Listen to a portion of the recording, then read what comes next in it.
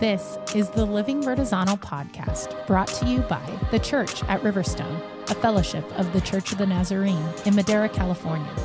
We are a podcast that discusses the intersection of Scripture and our lives. Together, we continue the conversation that was started each preceding Sunday morning in our worship gathering.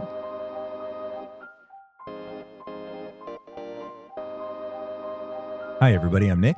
And I'm Natasha. And we are the Living Vertizontal podcast, back with you this week to continue our journey through the Gospel of Luke together. As a quick reminder, in our passage last week, we continued this journey through Luke by turning to Luke chapter 15, verses 1 through 10, where Jesus shares two more of his parables, these things that he regularly turns to as he's trying to help shape and guide people and expose things within them. And these two parables were in response to the grumbling of the Pharisees. That's kind of how the passage opened up last week. Together, we explored the consistent response of both the shepherd from the first parable and the woman from the second parable in the face of loss. They set everything else aside to pursue what was missing, the missing sheep, the missing coin. And when the lost sheep and coin were found, their response is one of abundant celebration. As people invited to participate in the kingdom of God, we are likewise called to recognize the immense value of every person around us. These parables challenge us to pursue the lost with intentionality and to celebrate joyfully whenever someone experiences the grace and life of God's kingdom. In our episode today, we are going to be pushing on in Luke chapter 15. So we'll be looking at Luke 15 verses 11 through 32, where we read yet another parable, the parable of the prodigal son. And so this is still part of that discourse, that interaction between Jesus and the Pharisees. So the setting is the same. So have in mind, this is there's a large crowd gathering around Jesus, including tax collectors and kind of marginalized members of society. And the Pharisees have a problem with this. And it says that they grumble and they say, this man eats with tax collectors and sinners. And so they're upset about the way that Jesus chooses to interact with the people around him. And as a result of this grumbling, he tells those first two parables that we talked about last week, the sheep and the coin, as well as this one. So it's kind of like a three parable grouping here in response to that grumbling of the Pharisees. So Natasha, would you go ahead and read this third parable, the single parable that we will be focusing on for today, by reading Luke chapter 15, verses 11 through 32? Yes. Luke chapter 15, verse 11. Then Jesus said, "There was a man who had 2 sons. The younger son said to him, 'Father, give me my share of this estate.' So he divided his property between them. After a few days, the younger son got everything together and journeyed to a distant country, where he squandered his wealth in wild living. After he had spent all he had, a severe famine swept through that country, and he began to be in need. So he went and hired himself out to a citizen of that country, who sent him into his fields to feed the pigs. He longed to fill his belly with the pods the pigs were eating, but no one would give him a thing. Finally, he came to his senses and said, 'How many of my father's hired servants have plenty of food, but here I am, starving to death. I will get up and go back to my father and say to him, Father, I have sinned against heaven and against you. I am no longer worthy to be called your son. Make me like one of your hired servants.' So he got up and went to his father. But while he was still in the distance, his father saw him and was filled with compassion. He ran to his son, embraced him, and kissed him. The son declared, 'Father, I have sinned against heaven and against you. I am no longer worthy to be called your son.' But the father said to his servants, 'Quick, bring the best robe and put it on him. Put a ring on his finger and sandals on his feet. Bring the fattened calf and kill it. Let us feast and celebrate. For this son of mine was dead and is alive again. He was lost and is found.' So they began to celebrate. Meanwhile, the older son was in the field, And as he approached the house, he heard music and dancing. So he called one of the servants and asked what was going on. "Your brother has returned," he said, "and your father has killed the fattened calf because he has him back safe and sound." The older son became angry and refused to go in. So his father came out and pleaded with him. But he answered his father, "Look, all these years I have served you and never disobeyed a commandment of yours. Yet you never gave me even a young goat so I could celebrate with my friends. But when this son of yours returns from squandering your wealth with prostitutes, you kill the fattened calf for him?" "Son, you are always with me," the father said, "and all that is mine is yours. But it was fitting to celebrate and be glad, because this brother of yours was dead and is alive again. He was lost and is found."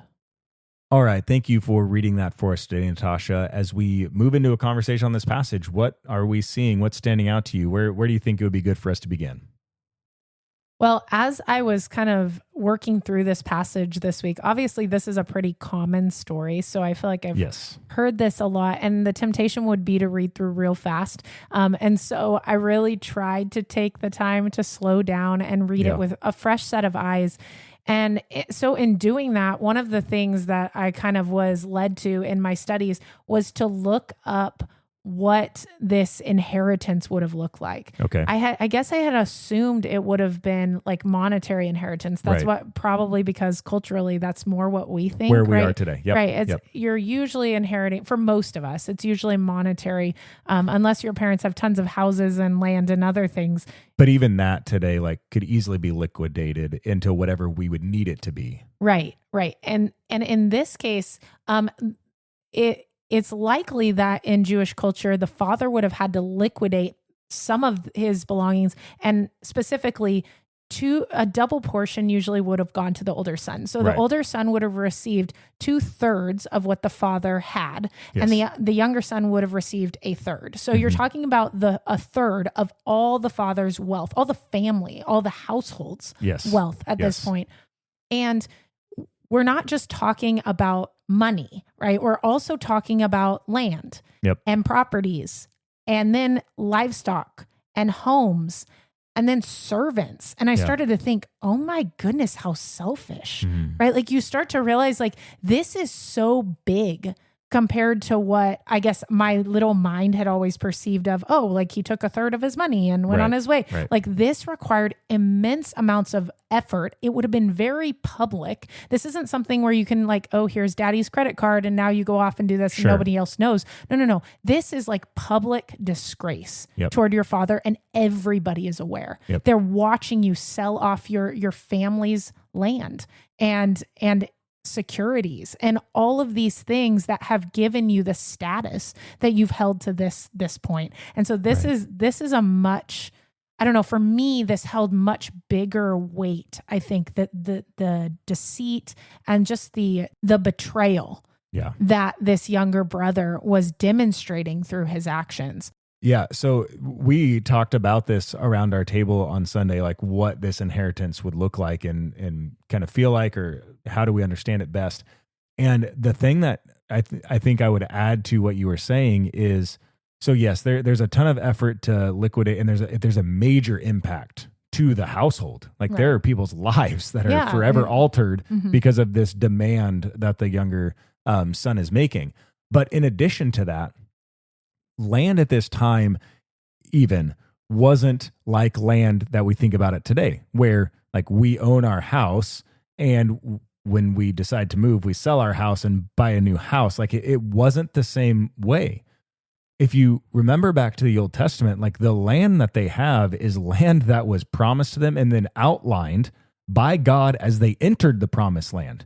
Like this family is going to have this space. This family is going to have this space. So the space that they are inhabiting is a space that has been essentially handed to them by God.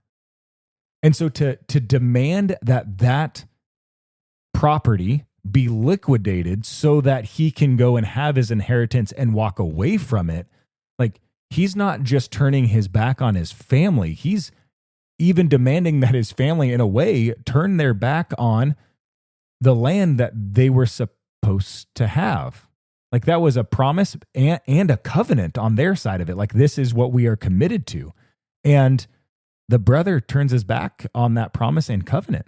And that's just like, that's a huge slap in the face. Like you were already saying, like the communal impact, the communal recognition of the disgrace that is taking place. Like this is huge. This isn't just now I'm asking my dad today to give me half of what is his. And there could be a lot of effort to liquidate, but it's still doable. And it's doable in a way that doesn't, a bunch of people around don't even have to be involved. That's not so in this time. Yeah. And I think when we begin to wrap our minds around how big of a betrayal this is, how selfish this action is, then we start to see the perspective of, you start to feel the weight of the perspective of the older brother. Sure. Right? And so I can just imagine, the Pharisees and everybody sitting around listening to this going, how horrible that he would do that. Just kind of like how they've been thinking about the tax collectors and the sinners. Right, how horrible. They have been so horrible to us. Why do they think they can come around here? So he's painting this picture and building this up so that people are like, oh my goodness, the Father would never forgive him. He's dead to him. And that's what makes this parable all the more powerful when you realize that the Father's actions in response to the Son's return is to run toward him with joy and celebration. Sure. As you were talking through that, a thought that came through my mind was, so if we hold all three of these parables together, you get the first one, and the thing that's lost is probably lost out of just sheer accident. Right? Like in the sense of the sheep's just not paying attention, wanders away on accident. There's no intentionality. There's no like attempt at betrayal. It is what it is. The coin, likewise, obviously it's an inanimate object. It didn't get up and leave. It was just an unfortunate circumstance that resulted in that coin being lost. You look at this parable though, and what is lost doesn't actually seem to be lost as much as it is like it has left. It has chosen its path, and the path is a path that leads away from the family. Mm-hmm. And this is, like we've already said a few different times, like major betrayal, major slap in the face, a complete turning his back on his family. And when you think about it in those terms, it does kind of seem like these parables are stacking, and you hear it within the crowd building where it's just like, oh man, this guy, what nerve. I can't believe him. How disgusting, how despicable. And this is where Jesus kind of leads them. And then all of a sudden the complete reversal, like you talked about, with the Father running to him when he sees him returning, like this probably has them just completely dumbfounded. And like, this doesn't even make sense. This can't even possibly compute, because a father would never do any of those actions that they're doing, especially after the betrayal that this son has demonstrated. Yeah. And I think the picture of the Father running toward this is, again, like we saw this with the shepherd pursuing the one, and we saw this with the woman, in the sandbox floor of her home, digging through the dirt to find this coin. And now you see this with the Father, undignified, running, right? Which is totally culturally inappropriate, and is running and pursuing his son. And when you look at the God behind who this Father is being used to illustrate, this is God. He is a God who pursues. He's a God who searches relentlessly. He is in reckless pursuit. He will become undignified, if that's even possible, to pursue his beloved. And I feel like this is just such a beautiful picture of who God is. And you could sit in that and just worship him for who he is. Yeah, absolutely. And so I guess, appropriately, Jesus, I just want to say thank you for being the God who pursues, for being the God who relentlessly searches, the God who runs after us in an undignified way, not really caring about anybody else's perception because you love us that much. So thank you. You do deserve our worship and our honor and our attention, because that's just who you are. And so thank you for that. as a part of this whole thing about who he is, about who the Father is, when you're looking at this parable, there was something else that really stood out to me. And that was the son, when he's in the distant country, he squanders the wealth. He ends up in a famine, right? So he hits rock bottom. Like, that's what we'll say. And when he hits rock bottom, it says that he finally came to his senses, and then he begins to rehearse, right? He begins to talk about oh my goodness, the servants in my father's house have it so much better than what I even have it now.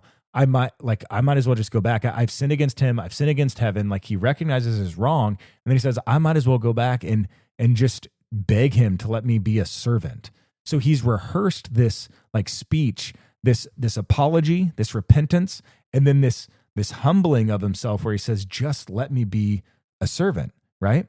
And he's rehearsed this, and I could only imagine, if I'm kind of continuing to keep myself in the picture as he's journeying back, if I were him, I would be practicing this over and over again, right? To make sure that I've got this ready to go so I can talk to him about it and not get overwhelmed, scared, it'll just come out quickly.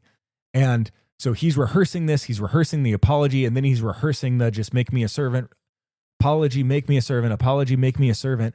And he comes to say it. And so he begins, Father, I have sinned against heaven and against you. I am no longer worthy to be called your son. So he's getting ready to make that turn. So please just allow me to be a servant. I'll do whatever it takes. I just want to be a part of your house again. And the father won't even let him finish what he has rehearsed. And it's not because the father's nope, I don't want to hear what you have to say. It's not that the father's I already know what I'm going to do with you. You're going to be a servant. Deal with it. You didn't ask for it. None of that. The father is so overjoyed and overwhelmed with just the reality of the return of his son. He hears the apology and he needs nothing else.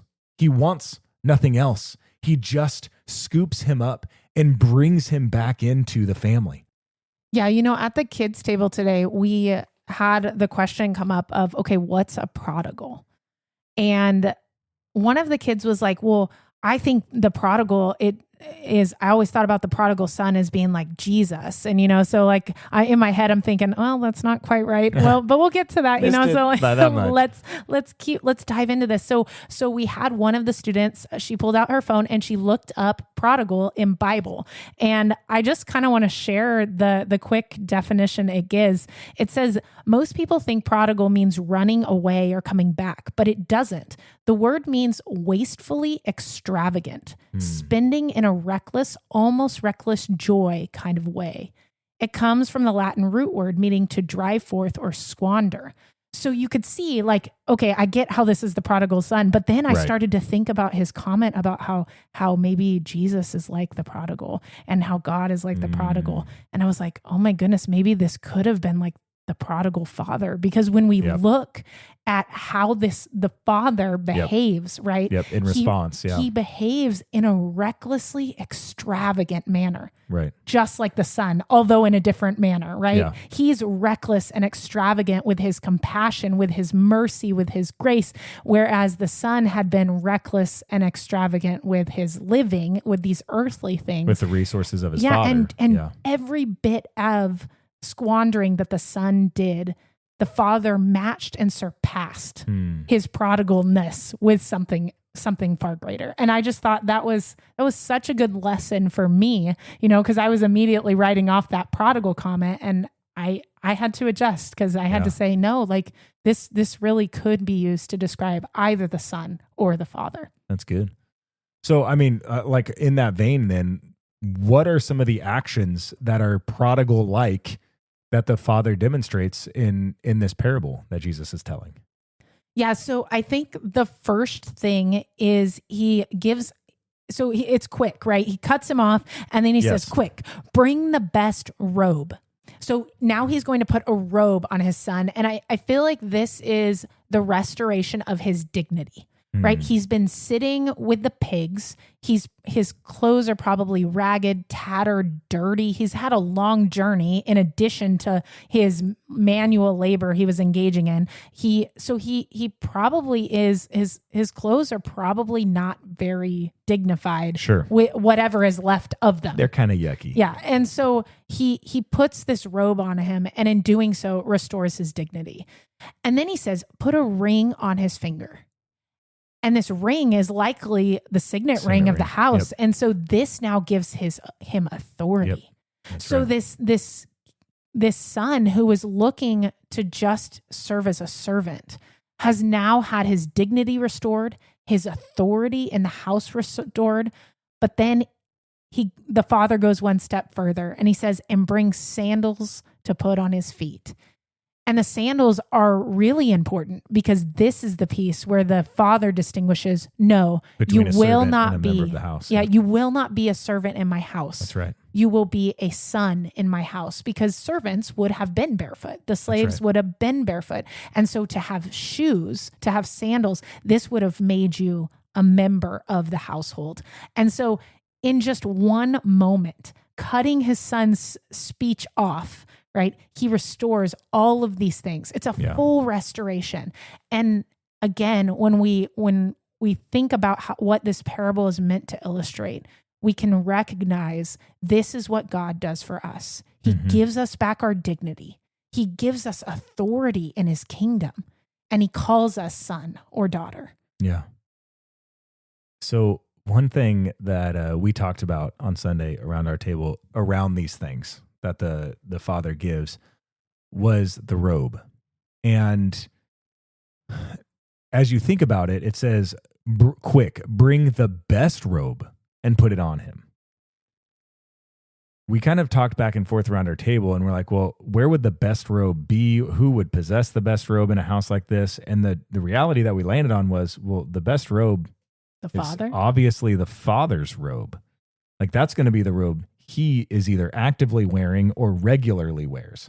And then, so we kind of went that direction for a second. We're like, well, this was his robe that he was wearing. And then somebody was like, yeah, but then why would he say, quick, bring me the best robe if he's wearing it? And then part of the conversation landed on, well, he just went running to his son.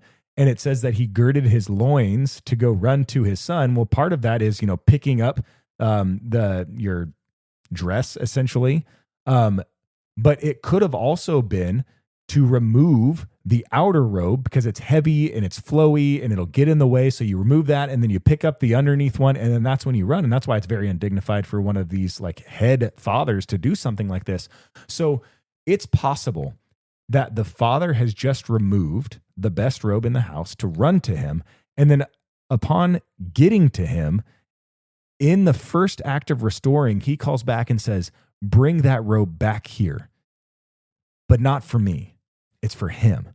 And for me, as I was thinking about the implication of that, I just became overwhelmed, because the reason why this son is so problematic in this parable is because he has demanded from the father what he says is his, even though, because the father is still alive, it is the father's. So he has demanded the father's property for himself so he could go off and squander it. And the first thing that the father does in restoring him is hand him his property. It says, it's yours. That's overwhelming. And when I think about that in terms of who God is, kind of like we've already been doing back and forth, it becomes even more overwhelming. That the very things that maybe at times we are, the very selfishness that leads us to demand certain things of others, to break relationship and tear them apart, are the very things that God the Father quickly offers to us in an act of restoration. He doesn't hold those demands against us anymore. He immediately says, no, you're back. What's mine is yours. Even though you've already taken what's mine as yours and then completely threw it away, everything I still have is yours. And that's just crazy. That's not even something that can actually compute, I think, for us for the most part. We can't imagine somebody who would behave like this because we look at it and go, this doesn't make sense. He should be doing something more. He should be a servant in this household for a little bit to earn his way back, to demonstrate his humility, to demonstrate his repentance. But that's not what the Father does. As soon as he shows up, he says, this is yours. Here's your, what is my property? What I should be the one wearing. Like everybody around us would recognize this robe and say, that's the robe of the Father. And it's the first thing that he hands to him. That's incredible. Thank you, Lord, for who you are. That's what our Father did through Jesus. The very best. And he gave it to us. And as we look at the parable and just kind of push on, this parable continues very much like the other two. Yes, the details are different. The situations are different. The object that's lost and the decisions that object makes are different. But ultimately, there is the one who pursues, and then once it is found, there is a response that one who pursues gives. And it's a party. Every time. It's a celebration. Every time. And this time is no different.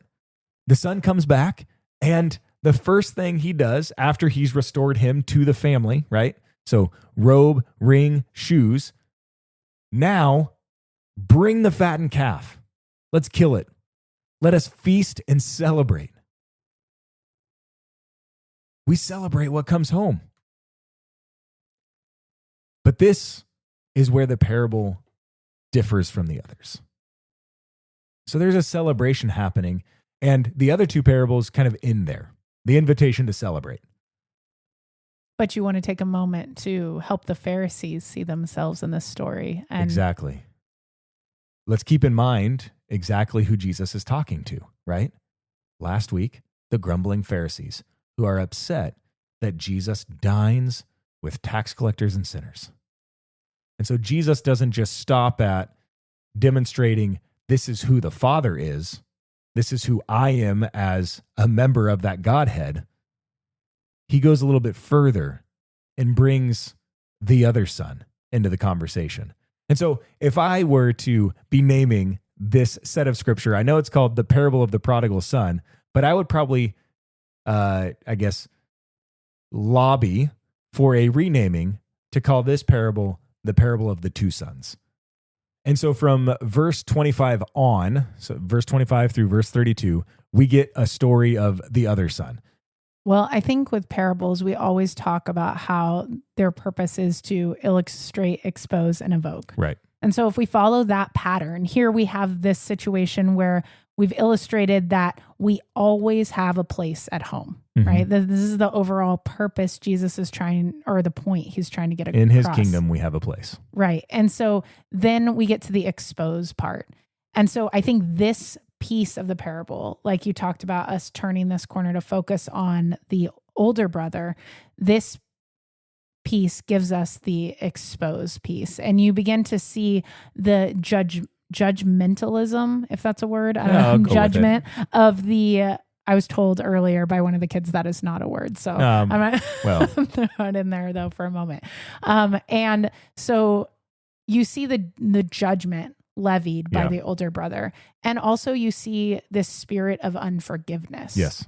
And it's the same spirit that is present in the Pharisees. And I think when the hearers who are hearing this beyond the Pharisees are hearing this parable, they're thinking, yeah, how could the Father do this? Yep. How could he act in this reckless way? Yep. Doesn't he know he's going to be taken advantage of again? How unfair is this? Yep. I've been loyal the whole time. And so I think it holds up a mirror to say, hey, this is a problem. This looks ugly in contrast with the compassion and forgiveness and grace extended by the Father. And it certainly does not mirror the Father, which we as his image bearers, right? That's what we're called to do. Right. And this is what Christ was sent to do, was to restore, right? Yeah. This image that's within us and to bring it to its into its fullness, Yeah. so that way we can better image our Creator. Mm-hmm. And so if our goal is to look like the Father, but we're being exposed as being the opposite, then we've got some growth here. Yes. And so this should lead us to, hey, this has got to evoke some sort of change. It's got to cause a response. And so you're looking to move more towards the compassion and acceptance of the Father. And so I think that's what this portion of the parable really begins to get at. Yeah. I mean, and the really awesome thing about this, like this being an exposure and then an invitation, like an evocation. Is that a word? I don't know. We'll find out later. We'll go with it. The really cool thing about it is when you get to verse 31, like this is the Father's response to the Son. So from 25 to 30, you have the Son essentially just laying into the Father about the problems of what is happening, about complaining, grumbling about what is happening. And then in 31, you have the Father respond to that Son. And I'll tell you what, if I was the Father hearing this, I'd probably really lay back into the Son for laying into me like that. But that's not what the Father does. Mm-mm. Just as the Father is gracious and compassionate and restorative to the younger son, his response to the older son in the midst of this confrontation is, "Son, you are always with me, and all that is mine is yours." But it was fitting to celebrate and be glad, because this brother of yours was dead and he's alive again. He was lost, but now he's found. It's like this gentle and gracious redirection. Like, I hear what you're saying, and I understand where you're coming from. But understand what has happened. Come see from my perspective what I see. This family that was incomplete is again complete. Let's celebrate. Yeah, and we had this conversation a little bit last week, but now I feel like it comes into fuller picture. We had this conversation about how our grumbling can cause us to miss opportunities to see what God is doing. And that is exactly what is being illustrated here. That's exactly with the right. older brother's perspective. Yeah. The older brother is missing what the father is doing because he's too busy grumbling about what the father is doing. He's missing it. He's missing the reality of the restoration of their family because he's upset that this brother has robbed him of what is his. Because, I mean, the truth is, because the younger son already took his inheritance, his 1/3, everything that's left, theoretically, should be the older son's. And yet, the older son has recognized that the younger son is wearing the best robe. He has a signet ring on his finger. He has shoes on his feet. And the fattened calf has been slaughtered. All of that should be the older son's. And it's been handed to the younger son. Just imagine his frustration with that, what he's seeing unfold, the injustice that he is sensing.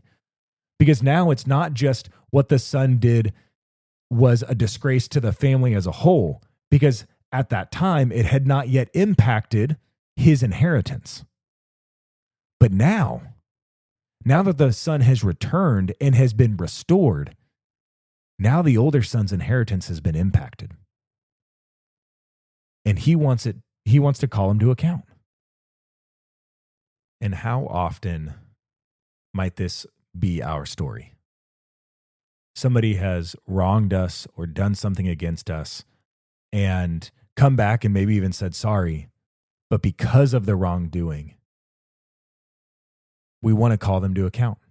We're not willing to forgive them. We harbor unforgiveness within us, or we have this like thinking about ourselves where we say they need to earn back my trust. They need to earn back whatever it is that they betrayed, right? They need to earn my acknowledgement of their apology. They need to earn my forgiveness. Perhaps this week, the challenge is an opportunity for us to participate in the Father's kingdom in a way that better reflects the Father.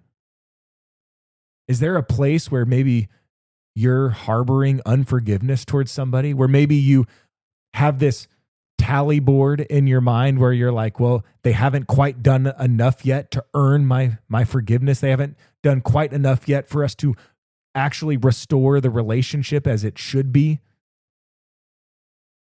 If we are, I think this week Jesus is inviting us to see it differently, to see it as he sees it. An invitation to behave in a wastefully extravagant way. To forgive when society would say we can hold a grudge. To embrace when we would rather turn away. Let's see the Father's actions of this parable, and let's hear Jesus' invitation to reflect him this week by forgiving those people, by restoring those relationships, even though maybe society would say they haven't earned it.